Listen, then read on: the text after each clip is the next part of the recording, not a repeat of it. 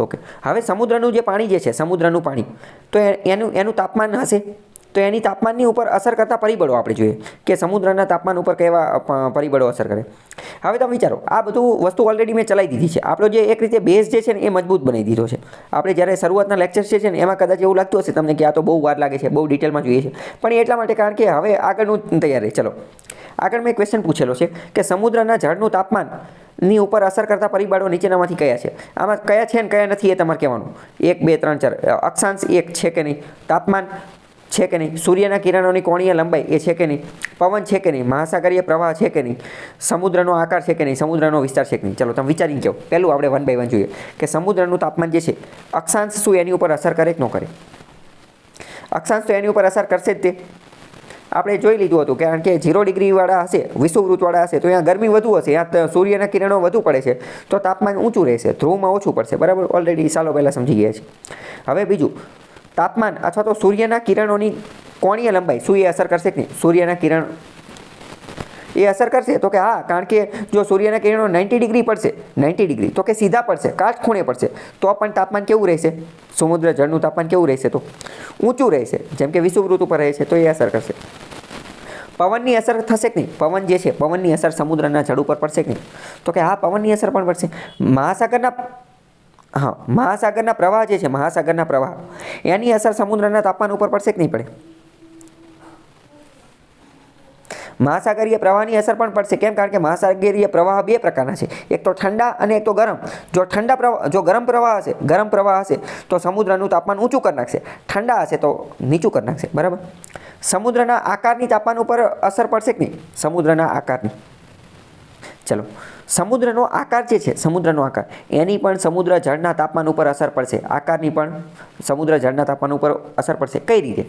જેમ કે આપણે વાત કરીએ, માની લો કે કેટલી જેવો આકાર હશે. આપણે બંગાળની ખાડી જે છે, બંગાળની ખાડીનો આકાર, અને જે વાત કરીએ કે અરબ સાગરનો આકાર, તો બંગાળની ખાડીનો આકાર એ રકાબી ટાઈપનો એવો સાંકડો આકાર છે. એ પ્રકારનો આકાર છે કે જેના કારણે અહીંયા બાષ્પીભવન વધુ થાય છે, સૂર્યના કિરણોને એ બધું વધુ પડે છે, તો એના કારણે એનું તાપમાન જે છે એ જોવા મળશે એનો. બરાબર.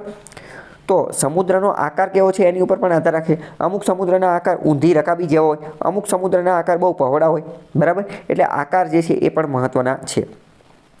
સાંકડા વિસ્તારની અંદર આકાર આવેલો હોય, સાંકડા વિસ્તારની અંદર, તો જો ઓકે, મતલબ આકાર મહત્ત્વનો છે.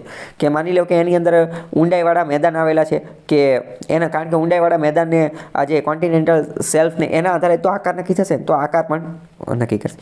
હવે સમુદ્રનો વિસ્તાર જે છે, સમુદ્રનો વિસ્તાર શું એના તાપમાન ઉપર અસર કરશે? તો કે હા, એ પણ અસર કરશે. અત્યારે તો આપણે જોઈ લીધું, કારણ કે જો સાંકડો વિસ્તાર હશે, સાંકડો વિસ્તાર કારણ કે જો સાંકડો વિસ્તાર હશે, બરાબર, સાંકડો વિસ્તાર, તો ફટાફટ બાષ્પીભવનને એ બધું થશે. બરાબર. તો બાષ્પીભવન વધુ થશે ને સાંકડો વિસ્તાર હશે તો કે ઓછા. બરાબર, સમજાણું? એટલે એના આધારે. બાકી ચલો હવે આપણે ડિટેલમાં જોઈએ. તો આ બધું આપણે ઓલરેડી સમજી ગયા છે, એટલે તમને ખ્યાલ આવ્યો છે. ચલો હવે શું છે કે સમુદ્ર જળનું તાપમાન એ એનો ભૌતિક ગુણધર્મ છે, અને તાપમાન જે છે ને એ જ અત્યંત મહત્ત્વની બાબત છે. એના કારણે જ બધી વસ્તુ જોવા મળે. તાપમાન એ સૌર વિકિરણોથી ગરમ થાય છે. આપણે ઓલરેડી જોયું, સૂર્યના કિરણોથી ગરમ થાય. બરાબર. સૂર્યના કિરણો જે છે 200 મીટરથી વધારે ઊંડાઈએ જઈ શકતા નથી. 200 મીટર સુધી જઈ શકે છે. 200 મીટર એટલે કે કોન્ટિનેન્ટલ શેલ્ફ, એટલે જ તો અહીંયા જીવસૃષ્ટિ જોવા મળે છે. અને એટલે તો એ સપાટી વધારે ગરમ હશે. જ્યારે જેમ જેમ નીચે જઈએ એમ તાપમાનમાં પણ સમસ્યા આવતી જશે. સમુદ્રનો નીચેનો ભાગ મોટે ભાગે કેવો હશે? ઠંડો છે. કેમ? કારણ કે અહીંયા સૂર્યપ્રકાશ પહોંચતા નથી. તો મહાસાગરનું સરેરાશ તાપમાન કેટલું છે? તો કે 17 ડિગ્રી સેન્ટીગ્રેડ છે. પેસિફિક મહાસાગરની સપાટીનું સરેરાશ તાપમાન 90 ડિગ્રી સેન્ટીગ્રેડ છે. 19 ડિગ્રી તાપમાન છે. અને હિન્દ મહાસાગરનું જે છે એ પણ 17 ડિગ્રી છે. આ બધા ફેક્ચ્યુઅલ બાબત છે, તમારે યાદ રાખી લેવાની. બરાબર. વિધાનમાં એમાં પૂછશે કઈ કઈ બાબતો એની ઉપર અસર કરે એ બધું આપેલું છે. 1 by 1 આપણે જોઈએ. વાત કરીએ સૂર્યના કિરણોની કોણીય લંબાઈ કઈ રીતે અસર કરે, ઓલરેડી આપણે ડિસ્કસ કરી લીધી. બરાબર. કાટખૂણે પડશે તો વધુ ફટાફટ ગરમ કરી નાખશે. બરાબર. જેમ કે વાત કરીએ કે ધ્રુવીય પ્રદેશો ઉપર જે છે એ તાપમાન ઓછું રહે છે, કારણ કે આ કિરણો જે છે સૂર્યના એ ત્રાંસા પડે છે. મોસ્ટ ઇમ્પોર્ટન્ટ ડેટા આપેલો છે કે દર અક્ષાંશે 0.50 ડિગ્રી સેન્ટીગ્રેડ તાપમાન ઘટે છે. દર અક્ષાંશે એક અક્ષાંશ જતા જઈએ તો 0.50 ડિગ્રી સેન્ટીગ્રેડ તાપમાન ઘટતું જાય. બરાબર.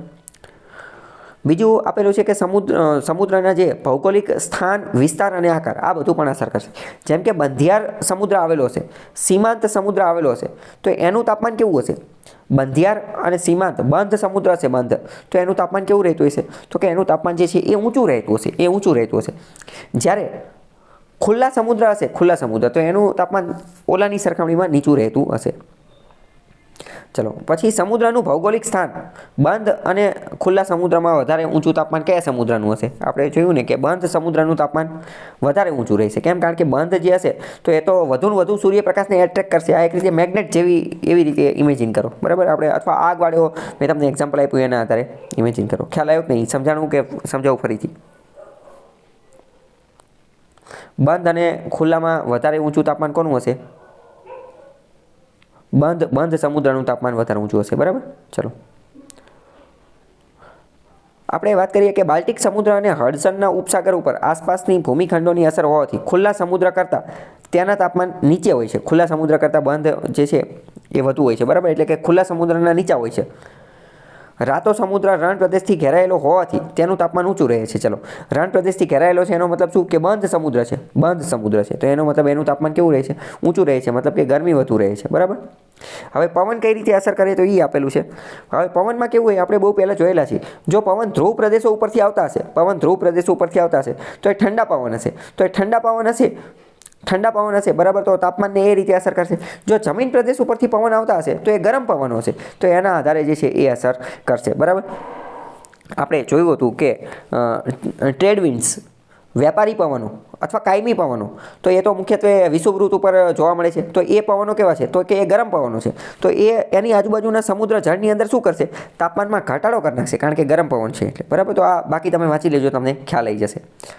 ઓકે, હવે મહાસાગરના પ્રવાહ જે છે એ કોલ્ડ વિન્ડ્સ, આપણે ગરમ પ્રવાહ અને ઠંડા પ્રવાહ ઓલરેડી આપણે વાત થઈ ગઈ, બરાબર? કંઈ ડાઉટ હોય તો પૂછો આટલામાં.